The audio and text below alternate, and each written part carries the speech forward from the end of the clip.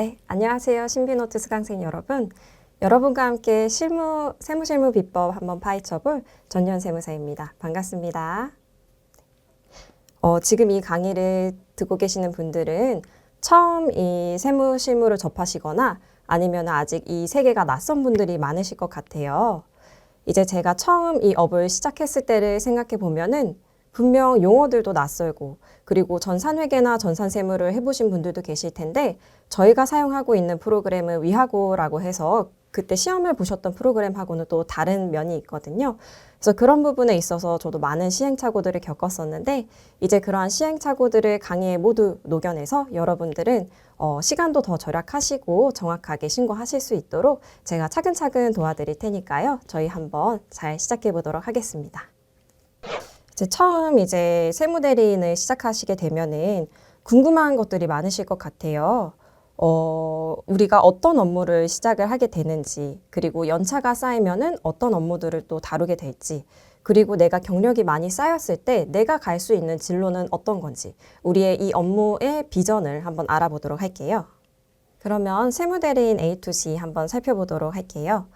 우리 세무대리인이 어떤 역할을 하게 되는지 한번 확인해 보고, 우리가 주로 하게 되는 업무가 어떤 것일지 아시는 분들도 있으시겠지만 이제 실제 실무를 이렇게 들어가게 되면은 조금 디테일한 부분들이 다를 수가 있어서 그런 것도 한번 확인해 보도록 하고 신입 세무대리인 분들께서는 이러한 역량을 좀 갖추시면 좋을 것 같다 하는 것도 마지막에 한번 짚어보도록 할게요. 네, 세무대리인의 역할입니다. 그림을 보시면 좌측에 이제 납세자, 저희가 상대하게 되는 거래처 분들이 계시죠. 이분들은 이제 비즈니스를 시작을 하게 되면서 세무까지는 모든 거를 이제 다 알고 시작하시는 분들이 많지는 않으세요. 그러다 보니 저희는 국세청과의 그 납세자와의 사이에서 그 중간에 다리 역할을 하게 되거든요. 국세청 입장에서는 이제 지식이 부족한 납세자를 직접 상대하다 보면은 행정적인 비용도 많이 소요가 되기 때문에 그러한 면을 우리가 줄여주는 그 중간다리 역할이라고 보시면 될 것 같고요. 한번 납세자와 세무대리인 우리 사이의 역할을 보시게 되면은 기본적으로 당연히 저희는 세금 신고를 대행을 하고요. 그리고 이분들의 인건비를 신고하게 됐을 때 그러한 급여라든지 4대 보험 이런 것들을 함께 체크를 해드리고 그리고 우리는 그분들이 만나는 가장 가까운 비즈니스 파트너예요. 그래서 다양한 질문들을 앞으로 받게 되실 텐데 그런 거에 대응하는 방법들도 잘 안내해 드리도록 하겠습니다. 그리고 국세청과 우리 세무대리인 사이의 입장을 보시면 국세청에서는 이제 각종 세무사항을 이제 납세자한테 안내를 해야 되는데 저희가 그 중간에 역할을 하면서 납세자가 보다 꼼꼼하게 세금 신고를 하고 또 기한 내에 이제 그 세금에 대한 납부까지 하실 수 있도록 도와드리고 있고요. 또 이제 간혹 이제 세무조사가 나오는 경우가 있는데 그런 때에 있어서 저희는 납세자를 대리해서 이제 국세청을 상대하는 그런 중간 역할을 또 담당을 하게 됩니다. 세무대리인의 이제 업무입니다. 저희의 주요 업무와 부수 업무를 한번 나누어서 살펴볼 텐데요. 기본적으로 저희는 사업장에 장부를 작성하는 업무를 하게 돼요. 그리고 이 장부 작성을 토대로 재무제표라는 거를 생성하게 됩니다. 이 재무제표는 회사의 이제 자산과 부채가 어떻게 이루어져 있는지, 그리고 뭐 회사의 당기순이익은 어떻게 되어 있는지 이런 것들을 좀 살펴볼 수 있는 지표라고 보시면 될 것 같고요. 그 다음으로 저희는 이제 세금 신고 그리고 납부까지 함께 안내를 해드리고 있죠. 이제 어떤 세금들을 신고를 하게 된다 하면은 저희는 크게 4가지를 볼 수가 있는데요. 나중에 또 한번 살펴볼 텐데 한번 이름만 확인을 해볼게요. 첫 번째로는 원천세가 있고요. 두 번째로는 이제 부가가치세라는 거를 다루게 되고 그 다음으로 개인 사업자들을 상대할 때는 종합소득세를 신고를 하고 마지막으로 법인에 대해서는 법인세. 그래서 저희는 주로 이 4가지 세금에 대해서 이제 신고하고 납부를 안내를 해드리고 이제 원천세는 인건비에 대한 신고인데요. 이 인건비를 하면서 급여 이제 4대 보험을 차감하고 얼마를 지급하시게 되는지 그런 것도 함께 안내를 해드리고 있고 4대 보험을 성립 신고를 하고 4대 보험 근로자를 채용을 하게 됐을 때는 저희가 4대 보험 취득 신고, 그분들이 퇴사를 했을 때는 상실 신고 같은 거를 진행을 하게 되는데 그런 업무까지 저희가 같이 대행을 해드리고 있고요. 가장 중요하고 대표님들이 가장 궁금해 하시는 부분 중에 하나죠. 네, 세금을 어떻게 하면은 절세를 할 수 있을지 그런 방법을 안내하고 지원하는 업무가 저희의 주요 업무라고 볼 수 있을 것 같습니다. 그리고 추가적으로 부수적인 업무를 수행하는 때도 있는데요. 바로 정책자금과 정부 지원 사업에 대한 안내입니다. 이제 정부에서는 다양하게 소상공인을 지원하는 그런 사업들을 하고 있는데 만약에 저희가 담당하고 있는 업체에 그런 혜택을 볼 수 있는 업체가 있다고 한다면은 이러한 사항들을 정리를 해서 안내를 해준다면은 그분들은 더 나은 비즈니스를 할 수 있도록 도움을 받으실 수 있겠죠. 그래서 그런 거에 대한 이제 지원을 하고 있다고 보시면 될 것 같고 그 외에 저희는 가장 가까운 비즈니스 파트너이기 때문에 다양한 질문들을 하시게 될 텐데 그 질문들에 대한 대응까지 해주시는 거를 진행해 주시면 될 것 같습니다. 그럼 이제 신입 세무대리인 분들께 추천하는 한번 기초 직무 역량을 살펴볼게요. 신입분들이 이렇게 오시면은 이러한 역량을 갖추신 분들은 더 업무를 잘 수행하시는 것 같더라고요. 한번 보겠습니다. 이제 첫 번째로는 업무에 대한 책임감이에요. 저희가 아무래도 이제 금전적인 부분을 다루고 있다 보니 조금은 더 꼼꼼하고 조금은 더 책임감이 있게 나의 이제 업체의 신고들을 담당을 할 수 있다 하면은 이제 그 거래처의 입장에서도 만족감이 더 높으신 것 같더라고요. 그래서 그런 책임감을 갖추시고 업무를 진행을 해주시는 분이 좋은 것 같고 두 번째로는 저희는 이제 업무를 진행하시다 보면 느끼게 되시겠지만 휘발성이 굉장히 강한 업무예요. 그래서 뒤돌아서면은 또 까먹고 내가 어떤 일을 했었는지 기억이 잘 안 날 때도 있기 때문에 저희가 담당하고 있는 업체들에 대해서 그 히스토리를 기록을 하고 그리고 그 업무와 관련해서 어떻게 이 업무를 수행을 했었는지 그런 기록까지 같이 해주시는 그 면이 있다면 참 도움이 많이 되는 것 같습니다. 그리고 세 번째로는 이제 소통 능력인데요. 저희는 이제 세무 대리이기 때문에 이제 그 납세자의 입장에서 그분들의 이제 세금 신고를 도와주는 거기는 하지만 이제 세법을 준수를 해야 되는 측면도 있는데요. 이제 납세자분들은 아무래도 이러한 지식이 부족하다 보니 간혹가다 이제 무리하게 이제 요구를 하시는 분들이 계세요. 근데 그런 면에 있어서 저희는 세법을 준수해서 이제 이거는 안 된다. 이렇게 단호와 함께 또 얘기를 해드려야 될 수도 있기 때문에 그러한 소통 능력을 갖추고 계신다면은 참 좋을 것 같습니다. 그리고 마지막으로 제가 가장 중요하다고 생각하는 부분인데요. 세법이라는 거는 매년 이제 개정이 되고 있어요. 그래서 뭐 재작년에는 뭐 간이과세자가 기준이 4,800에서 또 8천만 원으로 늘었는데 올해는 또 1억 4백만 원까지 증대가 되었거든요. 네, 이러한 부분들이 매년 개정되고 있기 때문에 그런 것들을 좀 파악을 하고 어떤 세법이 개정이 되었는지 호기심을 갖고 이제 다가가실 수 있는 분이면 참 좋을 것 같습니다. 네. 다음으로는 이제 세무대리인의 연차별 업무를 살펴볼 건데요. 지금은 저희가 신입에서 3년차 분들이 강의를 수강하고 계실 텐데 저희가 할 수 있는 가장 좋은 거는 원천세를 꼼꼼하게 체크를 하는 겁니다. 그래서 기본적으로 원천세는 매달 신고하고 이제 납부 안내를 드리는 상황인데요.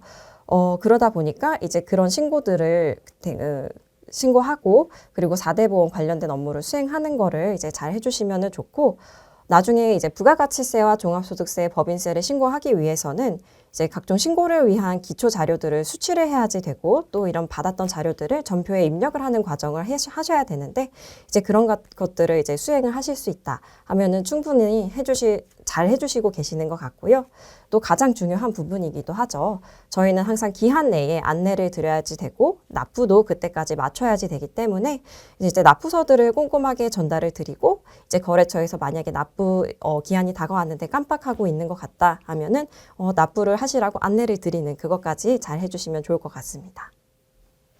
이제 연차가 조금 더 쌓여서 3년에서 5년 차가 되신다고 하면은 저희는 이제 결산을 이제 스스로 좀 잘 하실 수 있을 거고 그리고 이제 결산을 통해서 확인이 되는 그 업체의 소득률이라든지 이익률이 전년 대비해서 어떻게 변동이 되었는지 같은 거를 파악을 하는 것도 가능하시게 될 것 같아요.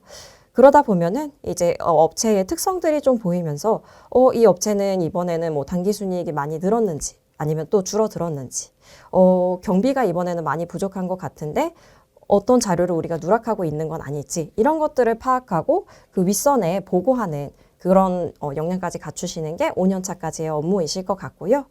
이제 더 나아가서 이제 10년 차까지 되신다 하면은 이제 저희는 후임을 양성을 하셔야지 됩니다.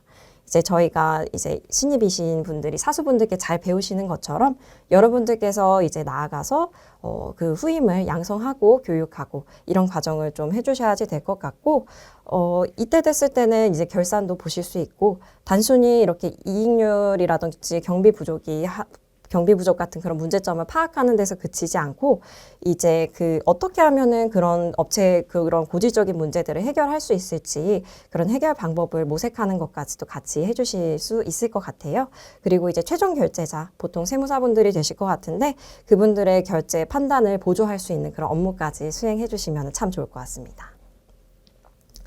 그리고 이제 정말 10년 차 이상 내가 이 한 곳에서 오래 있었다고 한다면은 이제는 관리자의 업무를 더 많이 수행하시게 될 것 같아요. 그래서 신고 스케줄에 맞춰서 뭐 부가세가 되었거나 뭐 종소세가 되었거나 하면은 개정세법들을 미리 파악해서 저희가 꼼꼼하게 이제 법에 맞게 신고를 할 수 있게끔 그런 직원분들의 교육을 하는 것까지도 수행을 하셔야지 될 거고, 이제 만약에 사무실에 변수가 생겨서 중간에 뭐 이직자가 나온다거나 퇴직자가 나온다거나 했을 때 그러한 상황에 맞춰서 이제 사무실을 꾸려 나가실 수 있도록 정말로 이제 관리자의 업무를 수행하게 되는 이제 연차라고 보시면 될 것 같아요. 네, 그러면 한번 우리가 경력이 이렇게 많이 쌓이게 됐을 때 과연 어떠한 길로 좀 나아갈 수 있을지를 한번 살펴볼게요. 첫 번째는 세무법인이나 세무사 사무실에서 오랫동안 이제 근속을 하셨을 때의 결과인데요. 사무장이 되시거나 실장이 되시거나 하실 수 있을 것 같아요. 이분들은 아까 봤었을 때 저희가 관리자의 업무를 수행한다고 했었던 것처럼 세무사가 없을 때에도 그 세무사 사무실의 총책임자로서 운영의 전반적인 보조를 하시게 되고요. 경우에 따라서는 이제 세무사 사무실의 매출의 증대라든지 아니면은 그 영업까지도 같이 수행을 해주셔야지 될 수도 있지만, 이제 사무장 또는 실장님을 하시게 됐을 때 그분들을 이렇게 지켜보면 정말 파워풀하고 그리고 이제 전문성도 나름 갖추고 계시고, 그러다 보니 이제 그 주변에서 찾는 사람이 많다, 이런 면이 좀 있을 것 같아요. 그리고 두 번째로는 이제 일반 기업 아니면 재무회계팀에 이렇게 입사를 하게 되는 경우인데요. 이렇게 세무회계 사무실에서 경력을 인정받으면은 그 경력을 인정받아서 이렇게 일반 기업으로 이직을 하는 경우가 계신데, 이 세무사 사무실에서 일하는 것과 이제 일반 기업에서 일하시는 거의 가장 큰 차이라고 하면은, 세무사 사무실에서는 업체 수를 뭐 보통 40개에서 많게는 정말 70개까지도 담당을 하게 되는데, 이 업체들의 그 모든 이제 부가세, 원천세 이런 것들을 다 담당을 하시게 된다면, 일반 기업에 입사하셔서는 이 기업 하나만의 부가세, 원천세, 그리고 뭐 각종 관련된 이제 세금계산서 관련된 부분까지도 체크를 하는 거라고 보실 수 있겠죠. 그래서 얕고 많게 하느냐, 아니면은 한 업체만의 것을 깊고 딥하게 들어가느냐라고 보실 수 있을 것 같아요.